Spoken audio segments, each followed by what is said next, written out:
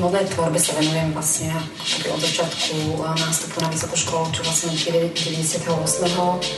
Ono v podstate, ja som inklinovala vždy grafike alebo v malbe, ale nejak to tak vyplynulo. U nás doma mamina šila, som neznášala nosiť tie veci, takže som mala k tomu nejaký taký odpor, ale nejak sa tak vyvinuli veci, že nakoniec sa prezentujem modou.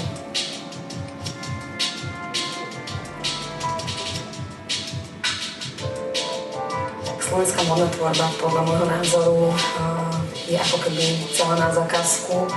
Mám pocit, že vlastne všetko sa točí okolo peňazí a keď chcem peniaze, tak robím to, čo ľudia chcú a troška odchádzam od toho svojho, čo by som chcela robiť. Takže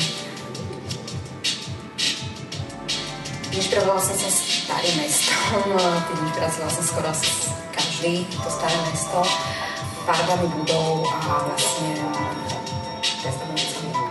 títo ľudia sú v každom veľkom meste a vidíme ich vlastne na každom rohu a prečo nie? Ja osobne som sa troška v poslednej dobe odvrátila od strihov, čiže vlastne skôr to aranžovanie toho materiálu a hra vlastne keď je nedokonalá postava, ale podporí vlastne to, čo by malo podporovať. Celú túto myšlienku som chcela podporiť ešte autorským šperkom od šperkárky Hany Kašičkovej. Vlastne tieto šperky budú z nereze a vlastne budú podporovať celú túto tému.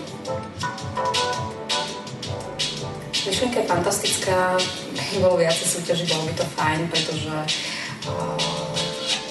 nás, modných návrhárov, je veľa. Nie každému sa vždy nejaká tá téma hodí, alebo teda tá súťaž, ako sa to nazvala. Čiže vlastne je to úplne super.